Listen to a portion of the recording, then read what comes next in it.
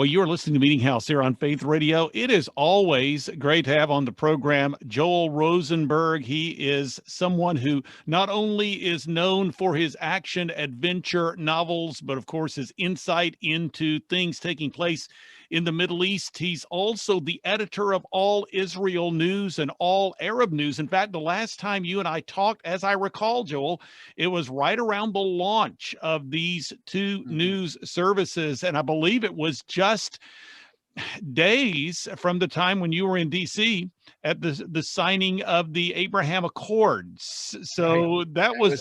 that was wonderful timing, wasn't it? It was quite a way to kick off a new news site, or two actually, devoted to what's going on in Israel and the broader Middle East.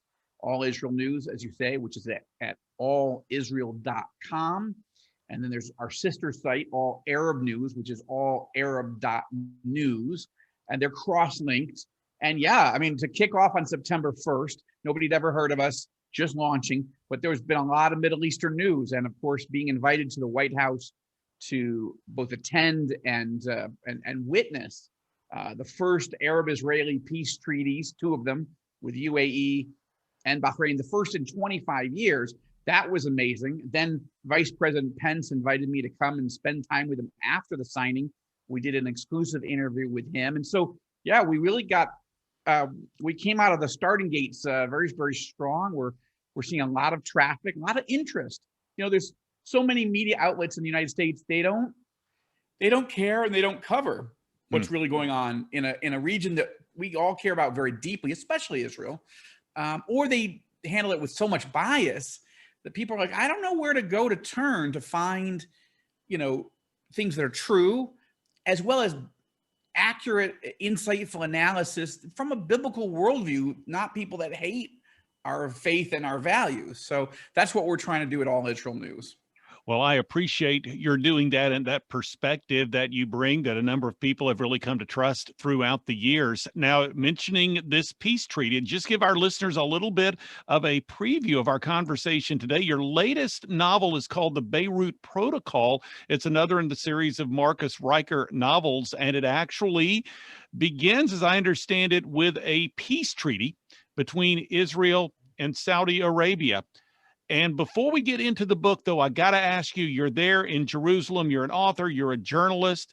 It's been kind of a crazy set of circumstances, really, over the past couple of years, with Israelis going to the polls, trying to select a government. And just last week, in fact, there was another set of elections in Israel. Prime Minister Netanyahu, whom you know well, as I understand it, you used to be on his, I believe, on his staff at one point. 20 years ago on his comeback campaign team. Now, he didn't come back then. It took him 9 years to come back. But Netanyahu is now the longest serving prime minister in the history of the modern state of Israel. So basically, as I understand it, as the polls were coming out after the election, the Likud party, Prime Minister Netanyahu's party, actually received the most seats in the Knesset. Of course, you're talking about seats on the Knesset, the parliament, if you will, the governing body, and then the prime minister is selected from there. So it looked like, as things came out of the election, that, well, if as the prime minister is trying to form a new government, conventional wisdom is that he might fall just a little bit short of being able to do that. But that was, well, a week or so ago. So what's transpired? What seem to be the prospects now as far as the forming of a government? Or can we tell yet? Well, as you and I talk, no, we can't tell yet. But I will say that where it looks at the moment is, for the fourth time in a row, the fourth election in 2 years, you know, Netanyahu has failed to put together a governing coalition. And this is what's so fascinating, Bob, because again, Netanyahu is the longest serving prime minister in the modern state of Israel. Okay, that's pretty impressive. And what's happened just in the last year, forget the last 15 years that he's been around or whatever, just the last year, he has brokered 4 historic Arab-Israeli peace deals with American help, but still with the United Arab Emirates, with the Kingdom of Bahrain, with the Republic of Sudan and the Kingdom of Morocco. We haven't had any peace treaties with an Arab country in more than 25 years. And now we've had 4 in just the last 6 months, okay, 8 months. So that's a big deal. Moreover, it was Netanyahu who persuaded President Trump to finally recognize Jerusalem, where I live, as the capital of Israel, and to move the American embassy from Tel Aviv to Jerusalem. And there are so many things that Netanyahu has accomplished, but he has got a lot of people angry with him on how he's handled the COVID crisis here. And he has sort of ticked off, let's just put it that way, so many political leaders in Israel that so many of them, even those who agree on policy, they don't want to work with him anymore. He is, in their view, worn out his welcome. Now he has 59 seats and he needs 61 as a coalition to govern again, and he can't seem to do it. Now, I'm not, he's a shrewd political cat, Bob. Netanyahu has not been the longest serving prime minister for nothing. This guy knows how to play the game. But 4 rounds in a row, he can't put together a real government. And maybe he'll get a couple people to peel off from the opposition and come with him. But otherwise, we either have somebody on the opposition side will form a government, or we go back to a 5th round of elections. I'm a fiction writer, and I could not make this up. Joel Rosenberg joining us today here on the Meeting House on Faith Radio from Jerusalem, and we're talking about some of the current events. As I mentioned earlier, Joel is not only known as a novelist, but also he's the editor of All Israel News and All Arab News, and has the 4th in the Marcus Riker novel series, The Beirut Protocol, is now out. And I want to go back to that starting point. As I understand it, we're talking about Israel making treaties. Well, there is speculation about, what could occur if Israel and the Saudis were to make a deal with one another. Well, in your book, in the Beirut Protocol, that's exactly what has happened. So how did that, in the Joel Rosenberg Middle East, how did that affect things? Right. It's very interesting because, Bob, as you know, it takes a while to research and write a novel, and then it takes almost a year before it's published. So the Beirut Protocol is the 4th in this Marcus Riker series. The previous book we talked about last year was the Jerusalem Assassin.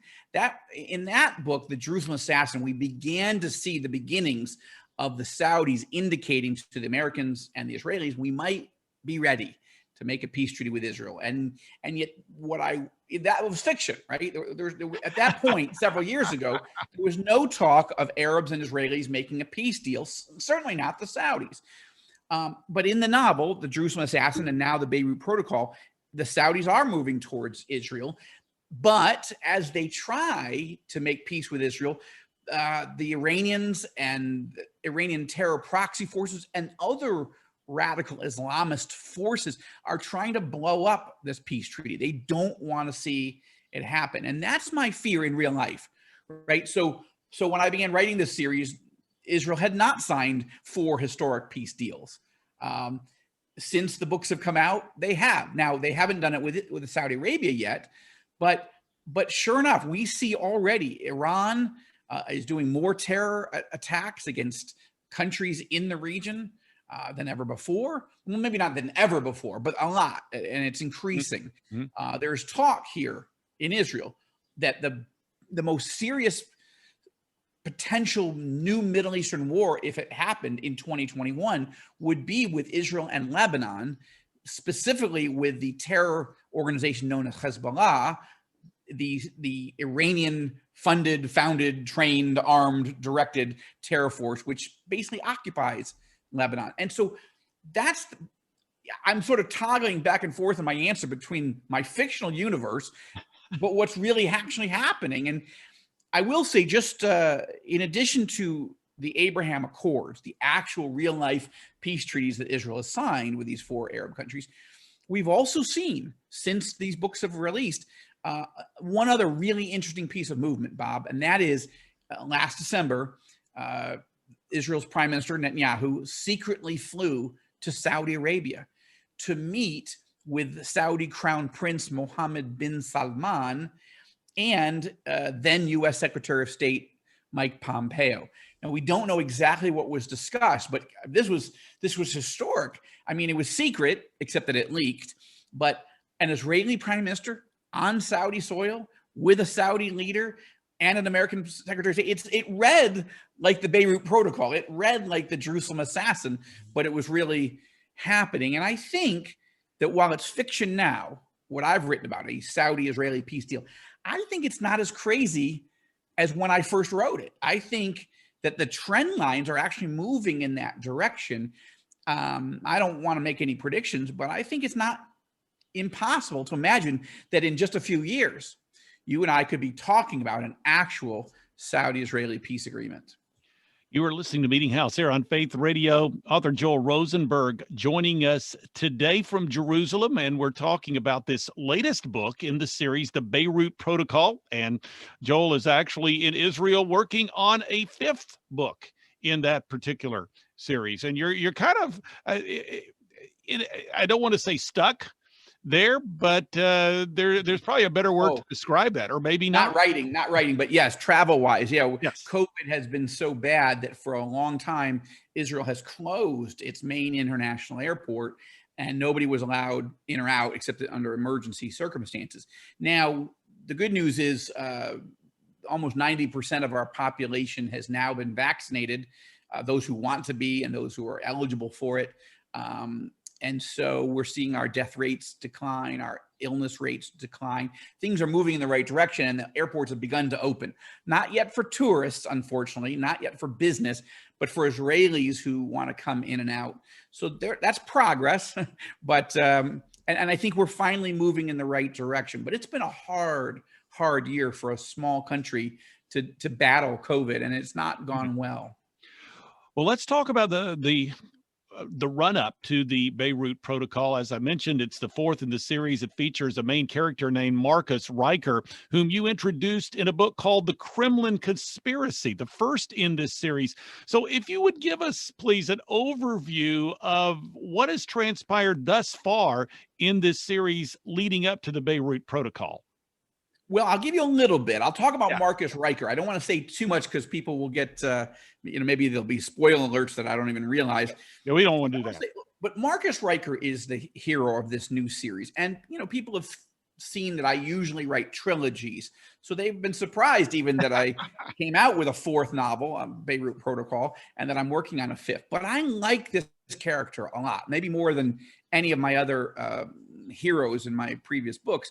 Marcus Riker is from Colorado. He was born on the Front Range. This guy loves adventure and excitement, and he takes lots of risks.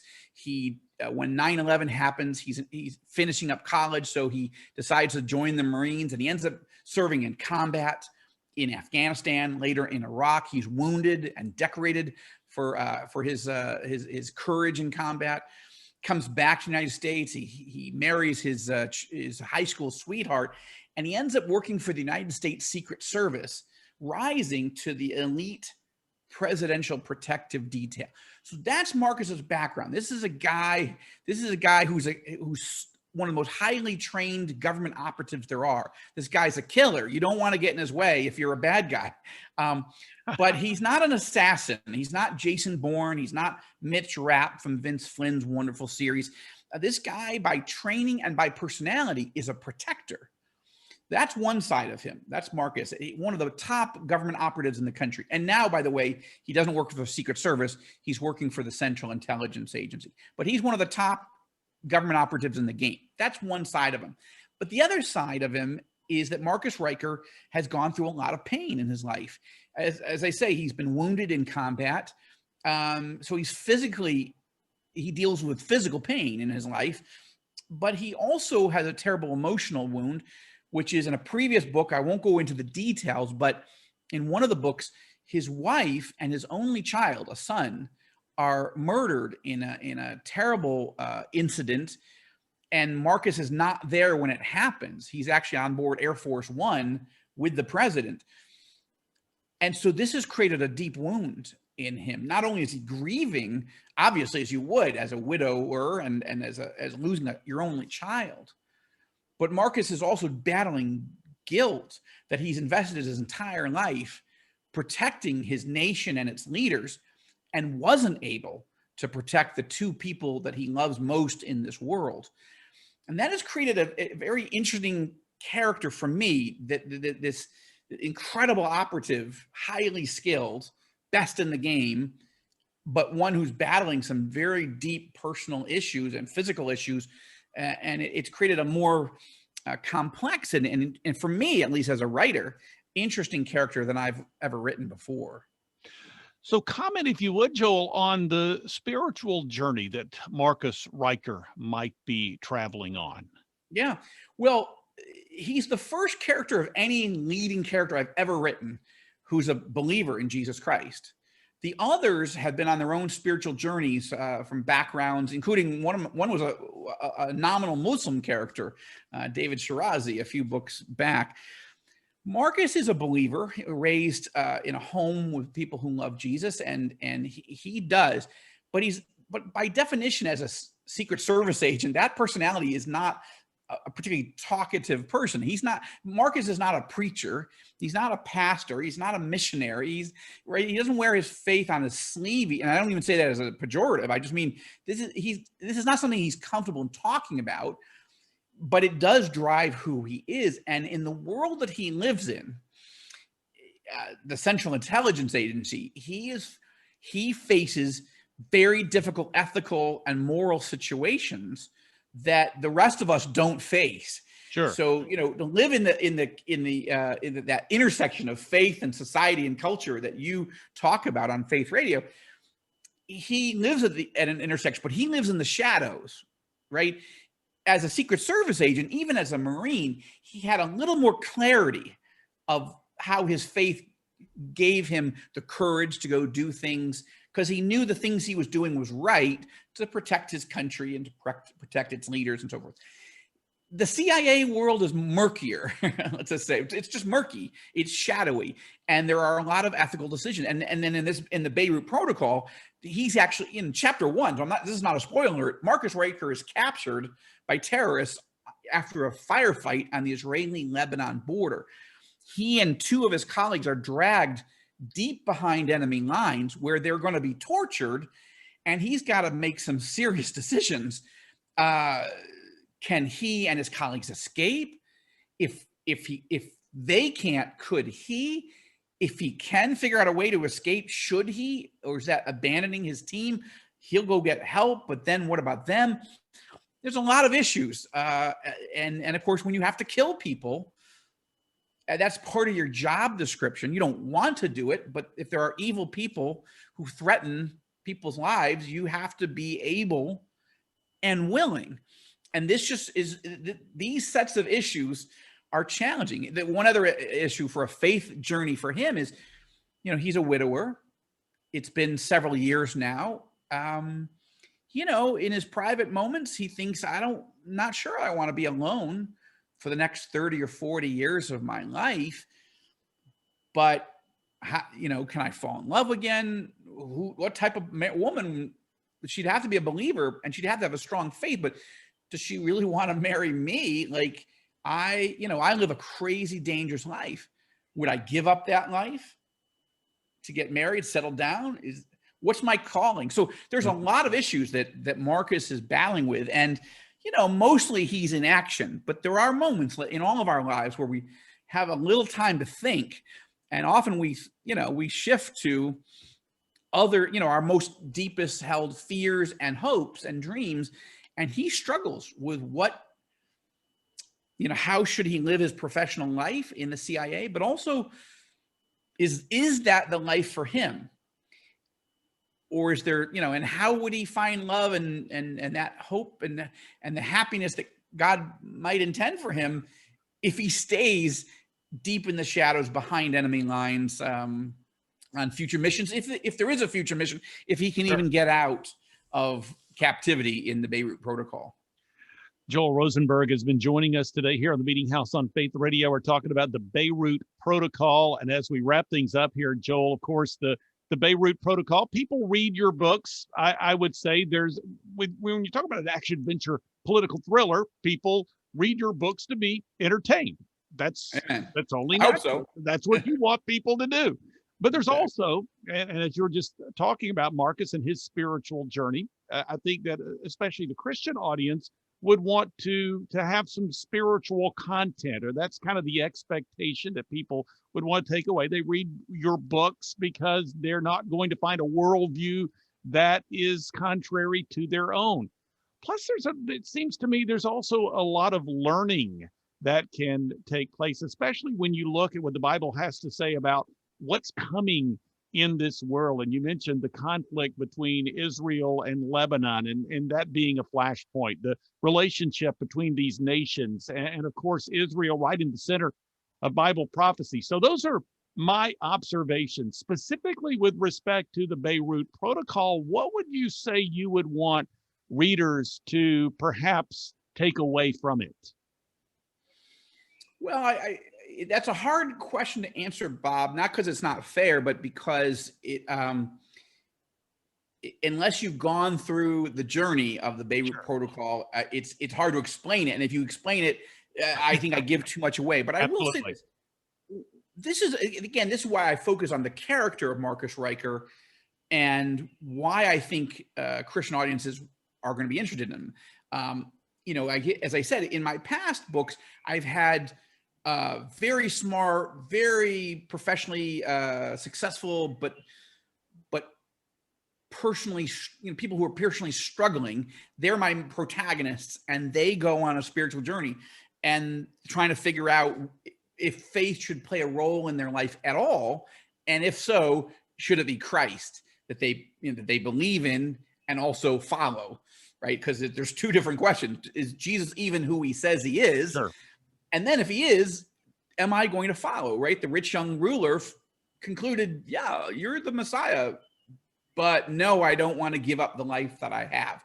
So but in this series, Marcus Ryker is a believer. Now, his faith is tested in many ways, through the death of a wife and a son, and that has tested his faith enormously in previous books, but in other ways too. But it's really how his faith plays itself out. Not so much in standing up on a street corner or at a church pulpit or at a conference and talking about his faith, but living it in a world of evil. Like, I take Marcus and I plunge him into the murkiest, darkest waters of evil. He is up close and personal, face to face with some of the most evil people on the planet, and this tests his faith.